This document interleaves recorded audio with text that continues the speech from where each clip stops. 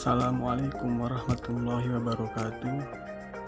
Perkenalkan, nama saya Zulkifli, NIM 2014030023, Prodi Manajemen Pendidikan Islam, Fakultas Tarbiyah dan Keguruan, mata kuliah Pancasila, tema sumber historis, sosiologis, dan politis Pancasila sebagai dasar nilai pengembangan ilmu di Indonesia. Dosen pembimbing Ibu Wahyuli Liuzen. Baiklah, masuk kita pada materi yang pertama, yakni sumber historis Pancasila sebagai dasar nilai pengembangan ilmu di Indonesia. Sumber historis Pancasila sebagai dasar nilai pengembangan ilmu di Indonesia dapat ditelusuri pada awalnya dalam dokumen negara, yaitu pembukaan Undang-Undang Dasar 1945 alinea keempat yang berbunyi, kemudian daripada itu, untuk membentuk suatu pemerintah negara Indonesia yang melindungi segenap bangsa Indonesia dan seluruh tumpah darah Indonesia, dan untuk memajukan kesejahteraan umum, mencerdaskan kehidupan bangsa, dan ikut melaksanakan ketertiban dunia berdasarkan kemerdekaan, perdamaian abadi, dan keadilan sosial. Maka disusunlah kemerdekaan kebangsaan Indonesia itu dalam suatu Undang-Undang Dasar Negara Indonesia yang terbentuk dalam suatu susunan negara Republik Indonesia yang berkedaulatan rakyat dengan berdasarkan kepada ketuhanan yang Maha Esa, kemanusiaan yang adil dan beradab, persatuan Indonesia, dan kerakyatan yang dipimpin oleh hikmat kebijaksanaan dalam permusyawaratan perwakilan, serta dengan mewujudkan suatu keadilan sosial bagi seluruh rakyat Indonesia. Sila-sila Pancasila yang tercantum dalam pembukaan Undang-Undang Dasar 1945 jelas merupakan bagian dari amanat para pendiri negara untuk mengangkat dan meningkatkan kesejahteraan dan memajukan kesejahteraan bangsa dalam arti penguatan perekonomian bangsa dan pengembangan ilmu pengetahuan yang dapat mengangkat harkat dan martabat bangsa Indonesia sama dengan bangsa-bangsa lain di dunia.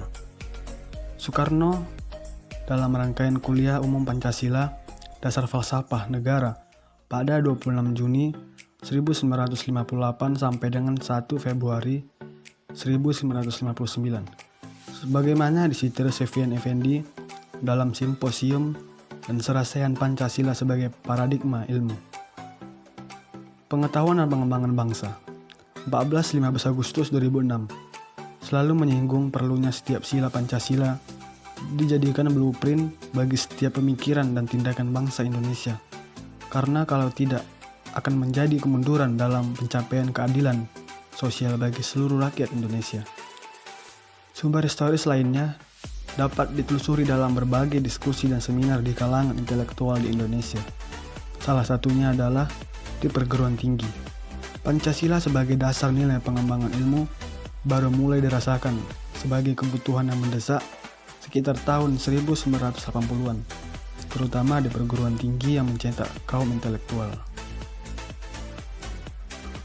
Baiklah, masuk kita pada pembahasan yang kedua, yakni sumber sosiologis Pancasila sebagai dasar nilai pengembangan ilmu di Indonesia. Sosiologis Pancasila sebagai dasar nilai pengembangan iptek dapat ditemukan pada sikap masyarakat yang sangat memperhatikan dimensi ketuhanan dan kemanusiaan, sehingga manakala iptek tidak sejalan dengan nilai ketuhanan dan kemanusiaan, biasanya terjadi penolakan. Dan contoh penolakan itu ialah penolakan masyarakat atas rencana pembangunan pusat-pusat pembangkit listrik tenaga nuklir di Semenanjung Muria beberapa tahun yang lalu.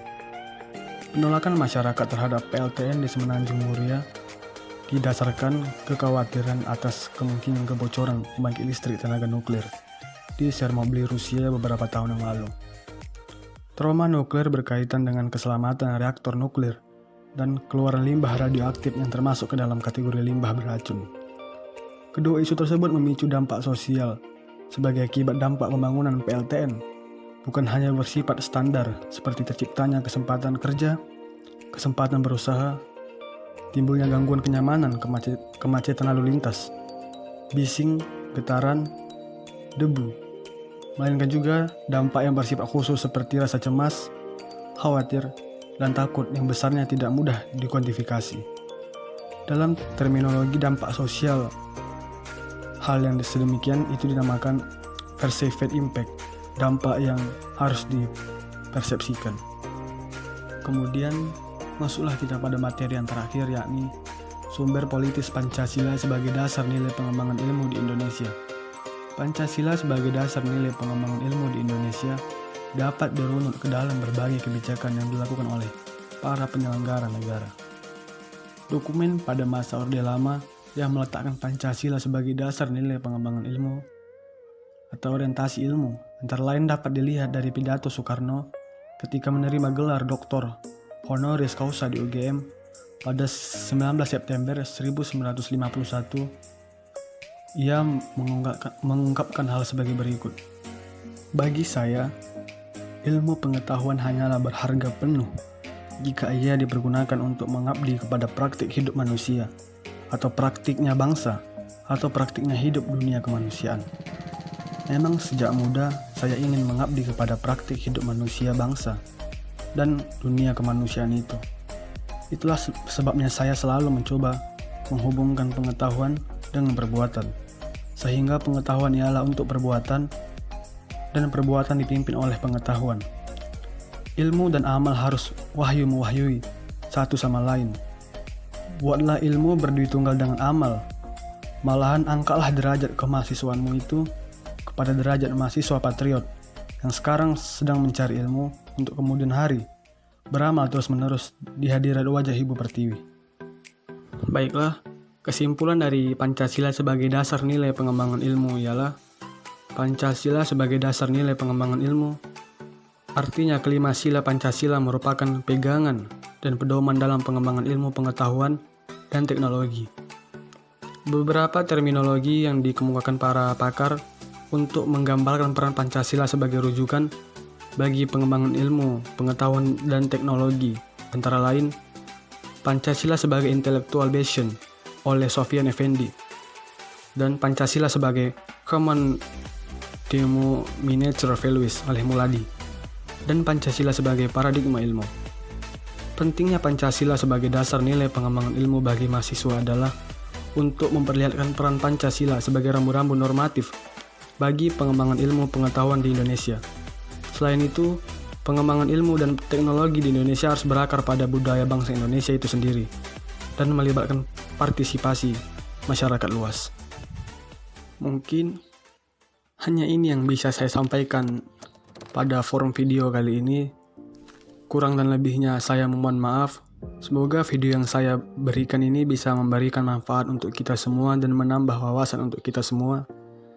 Jikalau ada kesalahan dalam video tersebut, itu datangnya dari diri saya, dan jikalau ada datangnya kebaikan, itu datangnya dari Allah Subhanahu wa Ta'ala. Saya harapkan kritik dan saran kepada seluruh teman-teman agar saya bisa membuat video yang lebih baik untuk kedepannya. Akhirul kalam, wassalamualaikum warahmatullahi wabarakatuh.